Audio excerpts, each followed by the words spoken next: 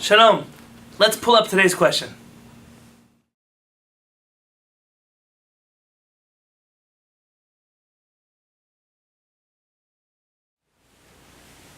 That is a very good question. But unfortunately, today, I will not be able to answer it. You see, as a rabbi, my job is not just to answer questions that people ask me, but rather to help guide the generation as to what questions they should be asking. What are appropriate questions to ask, and what are inappropriate questions to ask? What are things that we need to discuss, and matters that are not so relevant? There are questions that are indicative of problems in a generation. There are different books of halachic literature that when you open them up, you see, what was that generation struggling with? Dor v'dorshav. Every generation and its problems. Every generation and its struggles. Every generation and its passions. Every generation and the things that make it excited. The world constantly changes. And with that, the people change. And the things they're interested in change. And also, their problems change. When you look at works of halachic literature, especially the books of Shelot u'Teshuvot, responsa, letters, questions and answers between rabbis and their communities, you can very clearly see which generation each rabbi was leading. There are two rabbis that are very dear to my heart, and their book of responsa is also very dear to my heart. The first is Rabbi Yosef Chaim of Baghdad, who was the foremost Kabbalist, Mekubal of his generation. He was also an unparalleled halachic leader. And we find in his first volume of Shelot u'Teshuvot, his first volume of responsa, that he was asked the following question by a man who says, "Dear Rabbi, I'm a very simple Jew. I believe in Hashem. I believe in the Torah. I observe the mitzvot. And when I sit down and study Torah every night, and from here you can even see how far away we are from this generation. And every night when I study Zohar, I reach these words of L'shem yichud kucha brichu shchintei. In order to unite and to sanctify the name of Hashem, kucha brichu, the Holy One, blessed be He, ushchintei, in His Shekhinah. And I have a very hard time understanding this. Is Hashem two? What exactly is the Kudsha Brichu? And what exactly is the Shchintei? What am I even trying to unite? The Yud-K with the Vav-K? He says, I don't understand what I'm saying. Rabbi, please help me answer my question. Uscharo yeh kaful min HaShamayim, and your reward should be multiplied in heaven. Because I've been struggling with this question for so long. The Ben Ish Chai answers this question by saying, I will give you a very brief and superficial answer. And the next 14 pages are spent by the Ben Ish Chai answering this question. I don't mean to compare rabbis, Chaz v'Shalom. Though these two poskim are very close to my heart, they led very different generations. And from the questions they were asked, you can already see the difference between their generations. Not so much later, in the Lower East Side of New York, lived the Chacham, Rabbi Moshe Feinstein. In his Shelot Shuvot, in his book of questions and answers, Igrot Moshe, the letters of Moshe, the first question he is asked is, Dear Rabbi, what size should my kippah be? How big does it have to be? What is the smallest size of kippah? And there Rav Moshe Feinstein answers the question which he was asked and delves into this and explains the minimum size of a kippah, the preferred size of a kippah. And God forbid I'm not comparing these two rabbis. Rather, from the questions they were asked, you see which generations they led. And you see that something changes. From a Judaism that cares about what is the Kudsha Brichu, who is the Holy One, blessed be He, Ushchintei, and the Shekhinah. What happened to a generation that the first question they ask their rabbi is, Rabbi, how big does my head covering have to be? Something changes. Something is different. The question we're being asked today is a sign that this generation has continued moving in the direction away of who is the Kudsha Brichu? What do I need to be doing on this earth? What am I supposed to be believing on this earth? And instead, what is the minimum size of kippah that I have to wear in order to be wearing a kippah? You see, there are 4 parts of the Shulchan Aruch. Maran Rabbi Yosef Karo split up his book based on the writings of the Tur, the son of Rabbeinu Asher. And these 4 volumes are called Orach Chaim, the way of life. In that first volume, Maran talks about all the halachot that are day to day. Washing your hands, waking up in the morning, the laws of Shabbat, the laws of prayer, the laws of the holidays, the things you need to know, every Jew needs to know on a day-to-day basis. The second volume is called Yoreh De'ah, to teach us wisdom. Yoreh De'ah is a little more advanced. It talks about the laws of kashrut in depth, meat and milk, kosher animals and not kosher animals, the laws of slaughter, the laws of family purity, of brit milah, of tzedakah, of conversion. These laws that are perhaps more for rabbis to know, and until today, rabbis are tested mostly on this second volume of Shulchan Aruch called Yoreh De'ah. The third volume, Even HaEzer, the stone that supports me, that helps me, these are about the laws of marriage. Marriage, the mitzvot of marriage, divorce, the marriage ceremony, and all things connected to sanctity, the purity of marriage. There are certain dayanim that zoom in on this part of halakha in order to teach the Jewish people the way to which they must live a pure life of marriage and the way to separate marriages, chas v'shalom, when necessary, in the proper fashion. And last but not least is Choshen Mishpat, the breastplate of judgment. And in here are all the laws of morality, of ethics, of business partnerships, of property disputes, of financial arguments, thieves, stealing from people, improper business practices.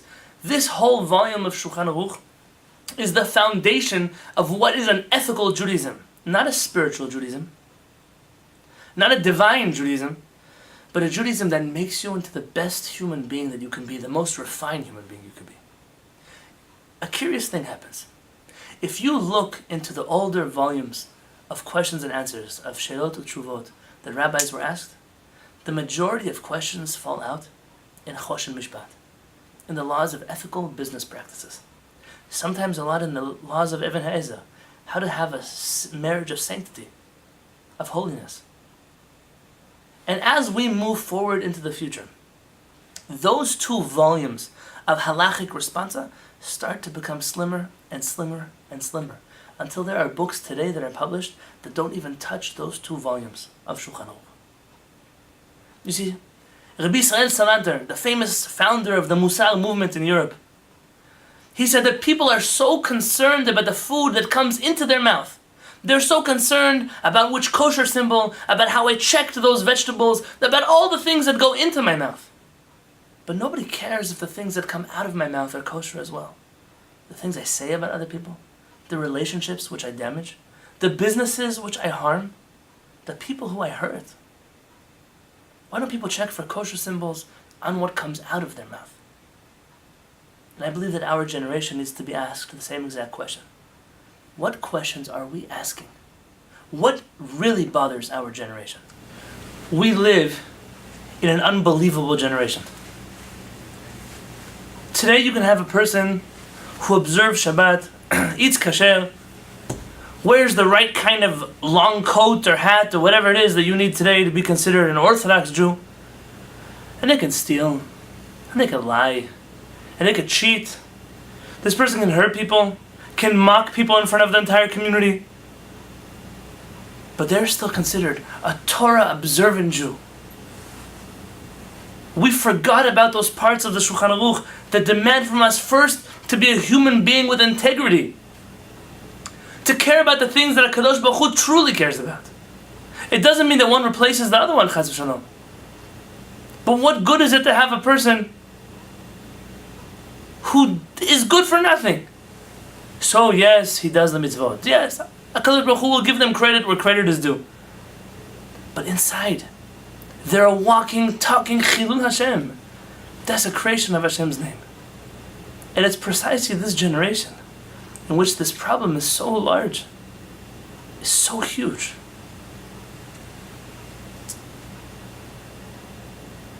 I was asked a question recently by someone who's very dear to my heart.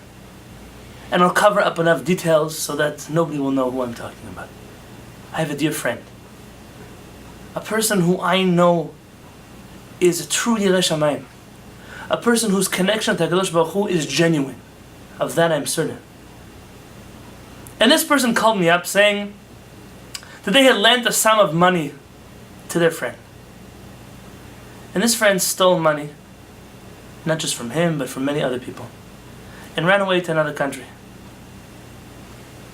And last he heard was that not only is he not going to get his money back because this person owes bigger people a lot more money than what he owes him, but for him as a young man, it's a lot of money in his personal life. It may not be as much for other people, but for him it's a big deal. And he had a way in which he could get back some of the money, and that way wasn't exactly the most ethical in his eyes, though it was legal. And he asked me, Rabbi, what should I do? Should I give up on the money? And I said, what's truly bothering you? He said, there's one part of me that wants the money back. There's another part of me that worries that this friend, who used to be a friend, clearly he robbed him blind, he can't sleep at night. He can't imagine what he feels like, and he wants to ease a little bit of the pain of the person who hurt him. He doesn't have to. There's no obligation to take care of the person who stole from you. And I said, so what's your suggestion? Because I was at a loss of suggestions. What can you tell the person? He said, Rabbi, I don't always get to pay my maaser, my tithes, the way I should. Sometimes my family needs the money, my children, my spouse.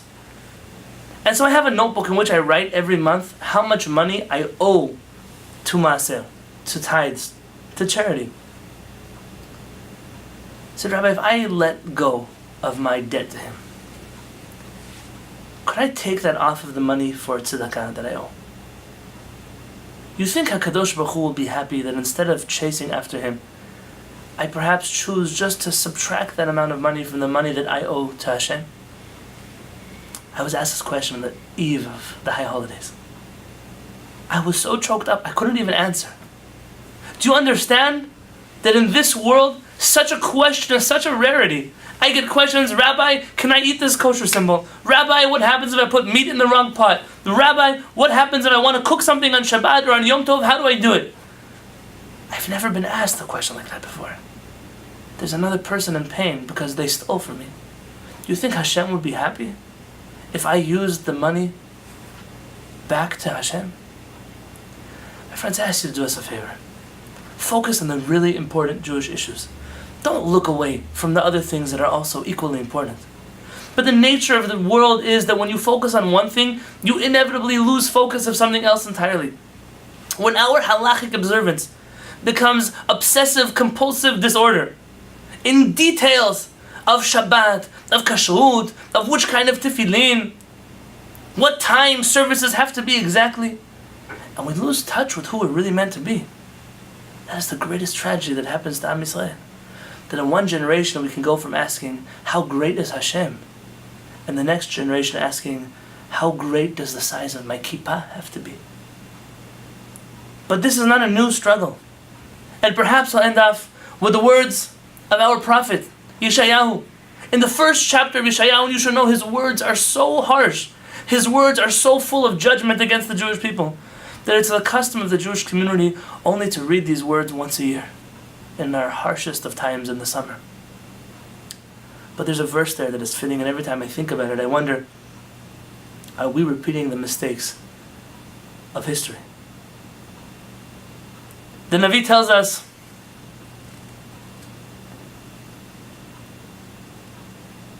Rachetzu, cleanse yourself.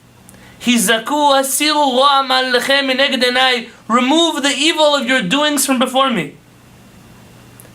Chidelu hare'a. Stop doing evil, says the prophet. Stop. HaKadosh Baruch Hu is begging the Jewish people, stop being evil. Limdu hetev. Learn to do tov, to do good. Dirshu mishpat. Desire justice. Not law. Not I have a good lawyer and I can win the court case. Justice. What is truly just. Ashru chamotz. Strengthen the victim. The people that don't have someone else to stand up for them. Make that your Judaism. Shiftu yatom. Rivu almana. Do justice for the orphan. Take up the cause of the widow. Says HaKadosh Baruch Hu, you're focusing on the wrong things. And my dear questioner, I love you. I don't even know you. But I'm so grateful that you sit with me in these minutes to watch this video. And I ask you, your question is a good question. But there are so many deeper questions that Am Yisrael must deal with first. Let's focus less on how we check lettuce Let's focus less on which vegetables have infestation or not infestation. Let's focus less on how long our tzitziot have to be, or how black our tefillin have to be, or exactly what time things have to happen on Shabbat. And let's focus on our friends, on our family, on our communities, on the people that don't have other people to stand up for them. Hashem loves those who love His people. And I give you my blessing. Let us go back together as a people to the questions and hopefully to the answers of the generation of Rabbi Yosef Chaim of Baghdad. Let us discuss again the greatness of Hashem, the greatness of humanity, the greatness of the Torah, the greatness of Am Yisrael. And let's focus less on those little details that HaKadosh Baruch Hu tells us, I'd rather you focus less on. And Bezrat Hashem, with Hashem's help, just like we read those verses in the harshest of times, in the 3 weeks of our destruction of the temple, Hashem promises us, just like I destroyed your temple because there was hatred, because people did not take care of each other, I will rebuild your temple when we fix that mistake. And I hope to be there with you when we go back to Yerushalayim Ir HaKodesh, with our heads held up high into HaKadosh Baruch Hu. I spent my time on this earth focusing on what really matters. And HaKadosh Baruch Hu will certainly reward us by focusing on what truly matters to us as well. Bezrat Hashem, that day should come very soon. Have a beautiful day.